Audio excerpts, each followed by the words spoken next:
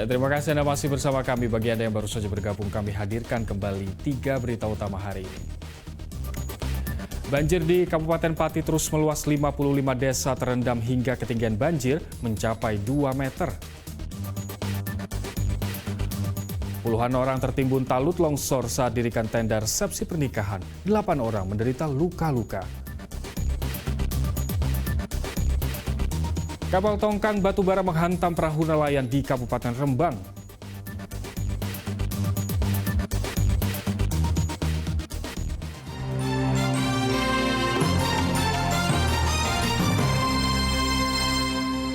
Sebuah truk pengangkut pasir hampir masuk ke jurang sedalam 15 meter di Kabupaten Boyolali. Sopir truk menyelamatkan diri dengan melompat keluar dari truk.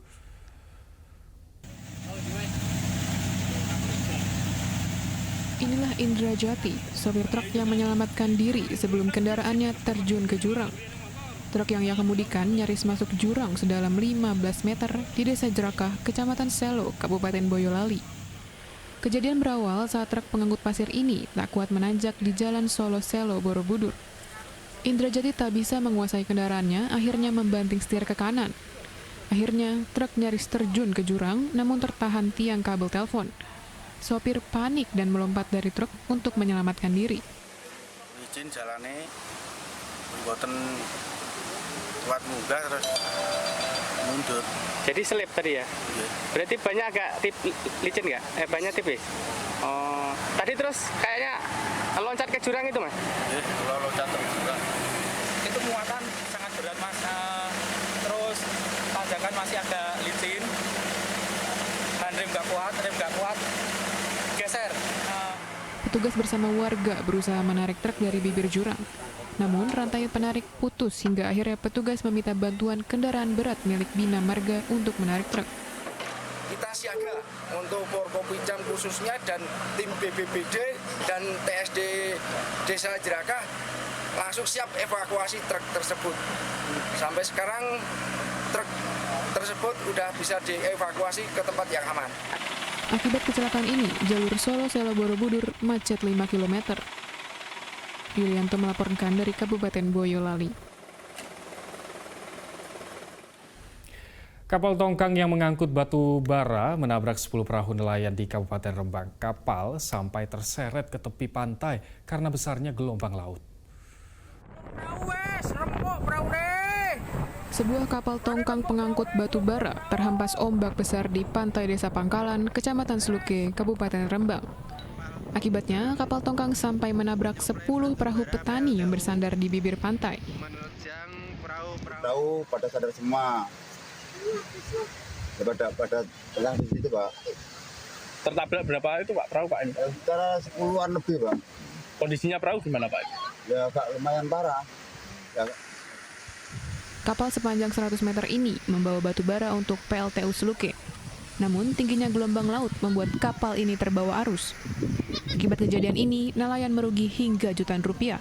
Mereka meminta pemilik kapal tongkang bertanggung jawab dengan memperbaiki kapal yang rusak. Arif Nur melaporkan dari Kabupaten Rembang. Tanggul sungai sepanjang 45 meter di Kabupaten Klaten. Ya, akibatnya rumah warga yang dekat sungai terancam ambruk.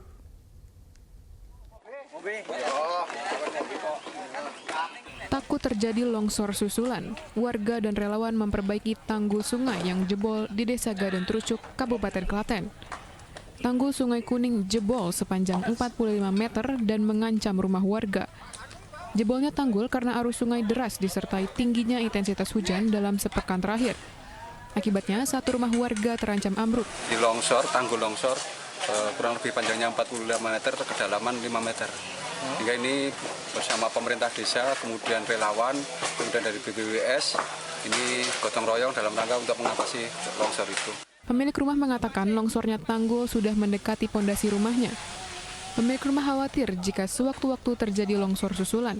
Meski begitu, mereka tetap bertahan di rumah. Longsor sampai jalan-jalannya ikut longsor semua. Ya? Iya. Sampai deket rumah itu, Mas? Iya, mepet pondasi rumah. Khawatir nggak, Mas? Kalau... Ya khawatir, Mas. Ya? Ya khawatir. Terus lalu mengungsi sementara apa tetap di rumah? Enggak, masih tetap di rumah. Pembuatan tanggul darurat menggunakan kawat bronjong yang berisi batu dan karung pasir. Warga berharap pemerintah daerah bisa memperbaiki tanggul secara permanen.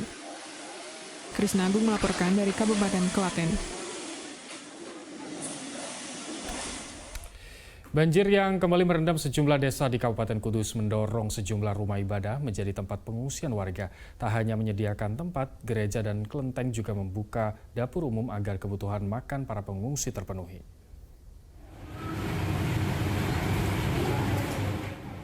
Keharmonisan dalam beragama dapat ditunjukkan dengan berbagai cara, tak memandang siapa yang membantu atau siapa yang dibantu saat bencana terjadi.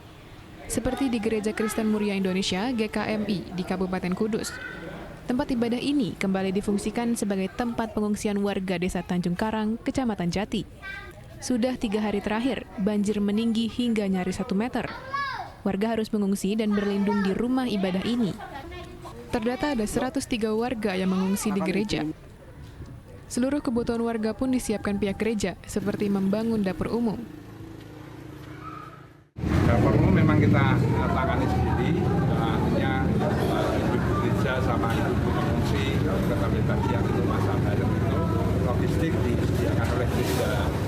Warga yang mengungsi pun tak keberatan dengan bantuan dari gereja. Mereka merasa terbantu dan terpenuhi kebutuhannya. Ibu udah mengungsi di sini sudah berapa kali ini? 2 kali kemarin tahun baru sama ini. Dalam sehari, nyaris 500 nasi bungkus yang disiapkan dapur umum. Jumlah ini mencukupi kebutuhan pengungsi di gereja dan kelenteng. Banjir di Kabupaten Kudus karena luapan Sungai Wulan. Kini ada 11 desa terendam banjir dengan 471 jiwa mengungsi di 7 lokasi berbeda. Arif Nur melaporkan dari Kabupaten Kudus. Cuaca buruk akhir-akhir ini berdampak pada hasil panen petani cabai dan padi di Kabupaten Purworejo. Petani cabai hanya pasrah melihat tanaman cabainya membusuk. Begitu juga petani padi di Kabupaten Sragen, ribuan hektar padi siap panen gagal karena terendam banjir.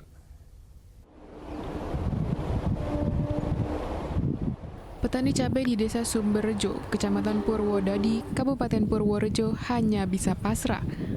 Tanaman cabai yang seharusnya dipanen kini nampak layu. Tanaman cabainya membusuk karena diguyur hujan terus-menerus membuat tanah terlalu banyak air. Karena faktor cuaca itu muncul banyak penyakit, terutama jamur. Jamur itu yang ada 2, yang satu fusarium yang bikin layu dan antraknosa atau patek. Akibatnya 2.000 pohon cabai gagal panen. Gagalnya panen cabai ini berdampak pada harga cabai di tingkat petani. Cabai rawit dijual 30 hingga 40 ribu rupiah per kilogram. Lalu cabai merah keriting berkisar 25 hingga 30 ribu rupiah per kilogram. Tak hanya cabai, petani padi juga gigit jari. Padi di Dusun Ngepung, Desa Patihan, Kecamatan Sidoharjo, Kabupaten Sragen gagal panen karena banjir. Luapan air dari Sungai Bengawan Solo merendam seluruh lahan padi yang tinggal panen. Buat naruh-naruh kalau banjir. Daerah sini memang sering banjir atau gimana, Bu? Ya. Terus kalau panenan sendiri gimana, Bu? Terendam banjir juga nggak? Terendam, ya. Sawahnya? Baru tandur sudah terendam 4 kali. Meski petani rugi besar, pemerintah Kabupaten Sragen belum mengambil langkah tegas. Pihaknya masih mendata total kerugian dari gagalnya panen padi akibat banjir. Nah, sekarang lagi sedang dipikirkan bagaimana gagal panen ini akan kita potensi ngawekani piye gitu. Ini saya lagi nyari datanya dulu yang lebih pasti ya. Ada 8 kecamatan di Kabupaten Sragen yang banjir. Banjir ini berdampak pada lebih dari 11.000 jiwa. Wahyu Diono dan Heri Prasetyo melaporkan dari Kabupaten Purworejo dan Sragen.